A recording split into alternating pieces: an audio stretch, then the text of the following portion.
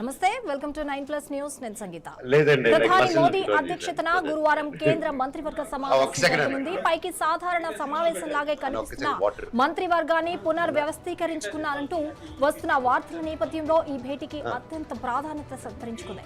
కొందరిని మంత్రివర్గం నుండి తప్పిస్తారంటూ వార్తలు గుప్పుమంటున్న నేపథ్యంలో 25 మందికి పైగా మంత్రులకు ఇదే చివరి మాట కూడా వినిపిస్తోంది.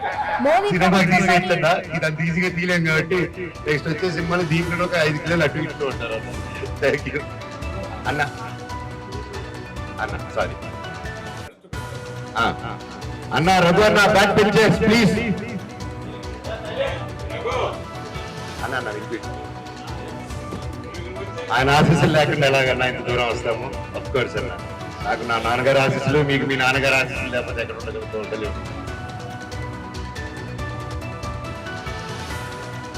100% అండి. అది మీకు ఎవరిని అడగాలో తెలుసు కదా, అక్కడ వెళ్ళి అడగండి. ఐ ఛాలెంజ్ మైక్ తేలకండి, మరి హెల్మెట్ చేసుకున్నారండి. ప్రధాని మోదీ అధ్యక్షన గురువారం నేను సత్య వెనిల్ కిషోర్ అందరూ బాగా ఎక్సైట్ అయిన స్క్రిప్ట్. అది dark comedy, but it was 2 సీజన్లు చేయాల్సింది. అప్పుడు కొంతమంది కాస్టింగ్ లో లాస్ట్ మినిట్ లో వీసా ప్రాబ్లమ్స్ నుంచి కెనడాకి ఇక్కడికి సో 2 సార్లు అయింది. 6 months time period we tried, unfortunately it didn't happen అండి. So will see whenever it takes. 30 మంది క్యాబినెట్ మంత్రులు, సహాయ మంత్రులు, స్వతంత్ర హోదా కలిగిన 5 మంత్రులు, ఇలా మొత్తం 72 మంత్రులు మోదీ సమావేశంలో పాల్గొననున్నారు. మోదీ ప్రభుత్వంలోని మంత్రులంతా సమావేశం కానుండడంతో ఈ ఏడాది ఇదే ప్రవర్తన వంటివి తీసుకుని జరుగుతున్నాయని సమాచారం. సూర్యవంశీ స్టార్ దీక్షితా చంద్రన్ హీరోయిన్లుగా విజయ్ ఆదిరెడ్డి దర్శకత్వంలో రూపొందించిన feel good emotional drama Ramana కళ్యాణం కైట్స్ క్రియేషన్స్ బ్యానర్ పై రూపొందించిన ఈ మూవీ మే 22న ప్రపంచవ్యాప్తంగా థియేటర్లో విడుదల కానుంది. ఈ నేపథ్యంలో చిత్ర యూనిట్ మే 19 మంగళవారం రాత్రి హైదరాబాద్ లో గ్రాండ్ గా trailer launch and pre release event ను నిర్వహించింది. ఈ వేడుకకు ప్రముఖ రాజకీయ నాయకుడు, ఎమ్మెల్యే చామకూర మల్లారెడ్డి, ఇంకా ప్రముఖ సీనియర్ నటుడు బాలీ ముఖ్య అతిథులుగా హాజరై చిత్ర యూనిట్ కు తమ బెస్ట్ విషెస్ చెప్పారు.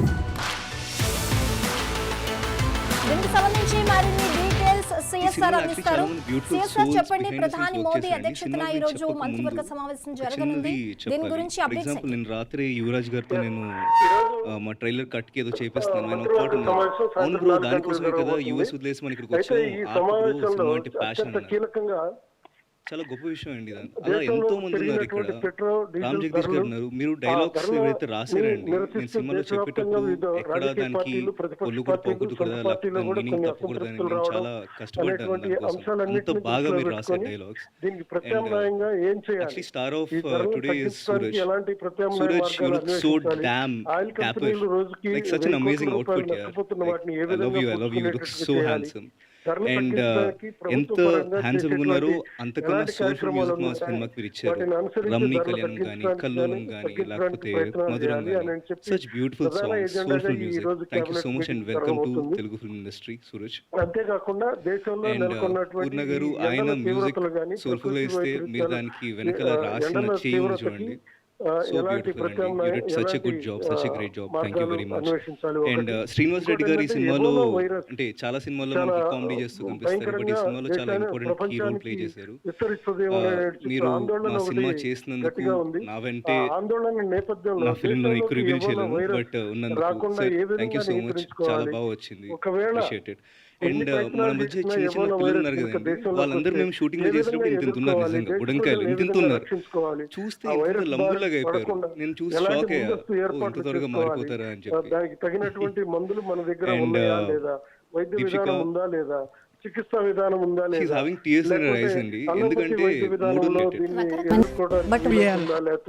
ప్రతి మహిళకు ఎన్నో సమస్యలు, సవాళ్లు ఉంటాయి. ప్రతి సమస్యకు ఒక పరిష్కారం ఉంటుంది, ప్రతి సవాలుకు ఒక ఫలితం ఉంటుంది. ఆరోగ్యం, కుటుంబం, సంపద, చట్టం, అందం, ఫ్యాషన్, మీకు ప్రతి మహిళకు ఎన్నో సమస్యలు పురమాయించాలి. దీనికి అందుకు ICMR ను కూడా రంగంలోకి దించి ఆ ఎబోలా వైరస్ ఒకవేళ వస్తే కర్మగాలి వచ్చిందంటే మాత్రం దాన్ని ఏ విధంగా అడ్డుకోవాలి, ఎలాంటి మందులు లేకపోతే ఎలాంటి వ్యాక్సిన్లు తయారు చేయించుకోవాలి అని చెప్పనే అంశం పైన కూడా మన ప్రధాన అధ్యక్షతను జరగబోయేటువంటి కేబినెట్ మీటింగ్ లో ఇవన్నీ కూడా చర్చకొచ్చే అవకాశాలు అయితే ఉన్నాయి. అయితే సిఎస్ఆర్ ఇప్పుడు మంత్రుల పనితీరు పైన ప్రవర్తన పైన కూడా ప్రతిపాదికగా తీసుకుని పెద్ద సంఖ్యలో మంత్రులను కూడా సాగనంపే ఏర్పాట్లు కూడా చేస్తుందంటున్నారు. అసలు ఏ అంశాలు వచ్చే అవకాశం ఉందంటారు? అది మంత్రులు కేబినెట్ లో నుంచి ఎవరిని తీయాలి, ఎవరిని పెట్టుకోవాలి అనే అంశం పైన మాత్రం నాకు తెలిసి ఎప్పుడు కూడా కేబినెట్ లో అది చర్చలు జరగవు. అవి అధిష్టానం ఇంటర్నల్ గా జరిగేటువంటి కోర్ కమిటీ మీటింగ్ లో మాత్రమే ఇలాంటి చర్చలు వస్తాయి. అంత విస్తృత మిగతా ఎన్డీఏ భాగస్వామ్య పార్టీలుగా ఉన్నటువంటి తెలుగుదేశం కావచ్చు, లేకపోతే ఇంకా జనసేన, ఇలాంటి కొన్ని మిగతా పార్టీలన్నిటికి కూడా మంత్రులకి ఒక వివరణ ఇచ్చే అవకాశం ఉందే తప్ప మంత్రులను ఉంచాలా తీసేయాలా అనేది మాత్రం తుది నిర్ణయం తీసుకునే విధంగా మాత్రం అంత డెప్త్ లో అక్కడ మీటింగ్ జరగదు. ఒకవేళ ఎజెండా వస్తే ఒక వివరణ ఇవ్వడానికి మాత్రమే, అంటే ప్రధానమంత్రి వివరణ అడిగినట్లు కానీ, లేకుంటే హోమ్ మినిస్టర్ అమిత్ షా బండి సంజయ్ని వివరణ అడిగినట్టుగా ఇలాంటి అంశాలు మాత్రమే జస్ట్ క్లారిఫికేషన్ అడిగి వదిలేస్తారు తప్ప ప్రధాన ఎజెండాగా అది ఉండకపోవచ్చు. ప్రధాన ఎజెండాగా ఉండేది మాత్రం ఈ ధరల నియంత్రణ, దేశవ్యాప్తంగా జరుగుతున్నటువంటి ఆందోళనలు, వాటిని ఏ విధంగా ఎదుర్కోవాలనేటువంటి అంశాలు, మరలా ఎబోలా వైరస్ కనుక దేశంలోకి వస్తే ఏ విధంగా ఎదుర్కోవాలి, దానికి తగిన మందులు, చికిత్సా విధానం, లేకుంటే ఒకవేళ వైరస్ వచ్చిన తర్వాత అది స్ప్రెడ్ అవ్వకుండా, లేకుంటే ఇంకేదన్నా నియంత్రణ, అంటే ప్రజలకు ఎలాంటి అసౌకర్యం కలగకుండా, ప్రాణాపాయ స్థితులకు తలెత్తకుండా ఉండేందుకు ఒక వ్యాక్సిన్ ని తయారు చేయించుకోవాలా, ఆ వ్యాక్సిన్ తయారు చేయడానికి ఇట్లాంటి అంశాలు మాత్రమే ప్రధానంగా ఈ రోజు చర్చకు వచ్చేటువంటి అవకాశాలు అయితే ఉన్నాయి. Thank you CSR.